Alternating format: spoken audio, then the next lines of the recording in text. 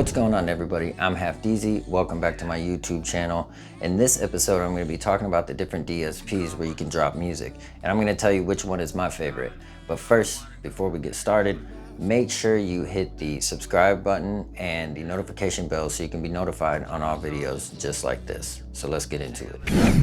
All right, so when it comes to DSPs, there's a lot of opinions on which one is the best, which one you should sign up for, and so on and so forth. I'm just gonna tell you the ones that I'm a part of and which one I think is the best based off my experience. I feel like when it comes to the DSPs, most of the time, the two most important things are how fast you can get your music out there and how fast can you get paid, right?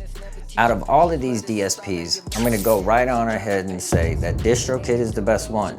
Now, I don't really pay attention to fees or anything like that. I know that there is a fee when you go to pay yourself for PayPal or ACH or whatever you decide to choose, right? But what I can tell you is that they pay consistently and they pay way sooner. I believe every time I get a royalty check from them on a monthly basis is anywhere between the 20th to like the 28th. Usually Amazon pays out around this time, and then Spotify and iTunes comes a few days after. So anywhere between I would say the 28th and the 5th, you get paid another royalty payment from Spotify and iTunes. The great thing about DistroKid is literally you can upload a track tonight and it can hit all the streaming platforms within the next 24 to 48 hours, maybe even 72. It just depends on what day you upload it. If you do it on a Friday, it's not gonna make it up there till probably like Tuesday, Monday at the soonest, depending on the time that you submitted the track. Another thing is when it comes to royalty splits, it's really easy. You just put the person's email in there and then they get the splits, and it's not that much of a headache. When it comes to features, and I will be doing a separate video on this, I know a lot of people who do the verse packs, or if you're just an artist that has a major artist that you've done deal with or whatever, and it's a feature, they always send you an email talking about, we need their copy of their ID. Obviously, nobody's gonna do that. You know what I'm saying? Anyone who's non-famous isn't gonna give you their ID, right? Unless they really trust you.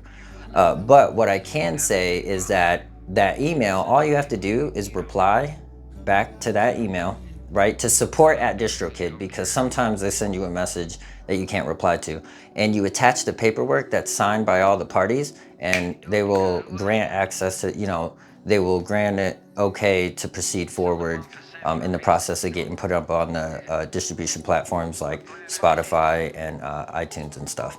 Now, the second one that I'm a part of is AWAL, and I would put them at number 2.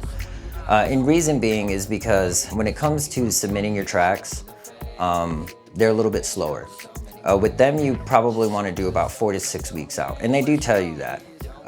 Because if you put it up, let's say on like a Wednesday, don't expect by next week, Wednesday, that it's going to get through the process. Sometimes it will, but I think it depends on how much music is being submitted to them, how busy they are, and so on. Now, when it comes to features, again, you got to provide paperwork. They want to see it, you submit it to them, and if everything looks good, they'll bless off on it. When it comes to the royalties, though, AWAL pays in the middle of every month.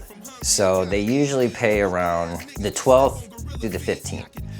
You'll probably get it into your account around like, I don't know, maybe the 15th through the 18th. Just depends on what day it falls on, if it's a weekday or a weekend, or if there's a holiday and so on. But besides that, they're pretty good. They're not too bad. They do take a percentage, so it doesn't seem like a lot. I think it's like, I can't even remember. It's like 10 or 15% or something. I think it might be 15%.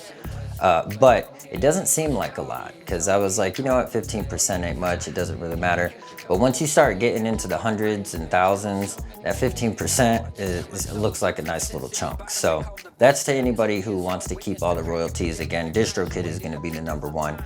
AWAL, I would probably say number 2. Oh, by the way, you have to apply for it. So now the main reasons for getting denied by AWAL is you don't have enough of your catalog. They are like a catalog based kind of distribution company. If you have a lot of songs, your chances are a lot higher of being accepted into them. So, but anyways, let's move on to number 3. So the third one that, again, this is one that you have to apply for. It's called LabelCaster, and it's only for record labels. I just submitted music to them, so I'll keep you up to date on that. But as far as like customer service, uploading the tracks, it's fairly quick. The customer service is awesome. If you send them an email, they'll reply back to you within a few hours. So shout out to LabelCaster. But we'll see how that goes. Not sure on the royalties or anything like that. But some of the features that you have as a label is to be able to watch it in real time, like after it drops, or be able to track the performance of the song on the app. I've only released one song on there right now, and it's a feature with me and a couple of friends, so I'll keep you guys up to date on that. I'll probably do an updated video on this. The fourth one is Revel, okay? I've released 3 tracks through them. Again, you have to apply and then they accept you. I have a pretty large catalog, so that's why I think I was accepted, but also it was referred as well.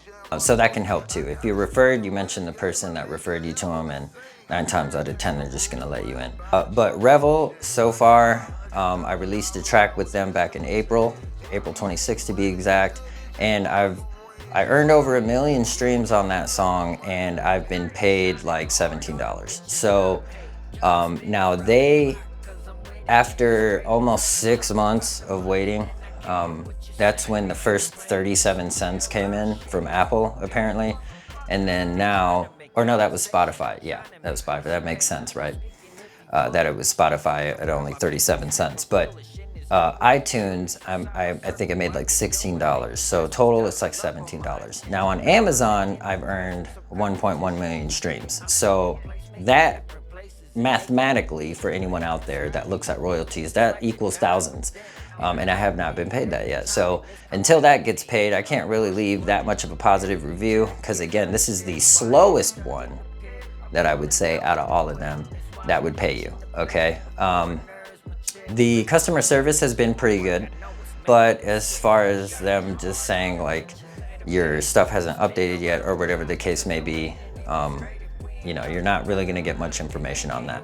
Now, as far as your stats on there, they're supposed to be real time, but as far as what I've seen, it only tracks that I've achieved around 100,000 streams, which I've done way more than that for the songs that are on there. So as far as it updating in real time, I would probably say that's a no. As far as when they pay, so far, every time it's updated, it's been around the end of the month. But as far as the other streaming platforms, like sending them royalties or updating them, I have no idea, because the only ones, again, that have shown up is Spotify and iTunes, which is really funny to me because on all the other platforms, Amazon is like the first one. So I don't understand that. Anyways, so moving on. Now, the 5th one that I'm a part of, which this is the one that I actually like started off on from the very beginning, is CD Baby. Now, again, I didn't really rank these in a particular way, but with CD Baby, I would definitely put it before LabelCasters and Revel, only for the simple fact that all the services that they provide. I've dropped digital albums with them, I've dropped physical albums with them, and I don't really have a problem with CD Baby. They're pretty quick as far as the royalties. I just don't feel like they're mentioned that much in the conversation anymore. Besides that, I mean, they can help you get CD duplication, vinyl duplication. I mean, they have a bunch of different services. So for any independent artist that's like looking for a company that they could drop their music through that's gonna provide a bunch of services to them, CD Baby is one of them. But anyways, I hope that this video was somewhat informative. I just wanted to give you my experience on the different DSPs that I released through and the ones that are the best. Again, number 1 as far as getting paid and releasing music on time is DistroKid. Now, they do have other services. I've semi-looked into them.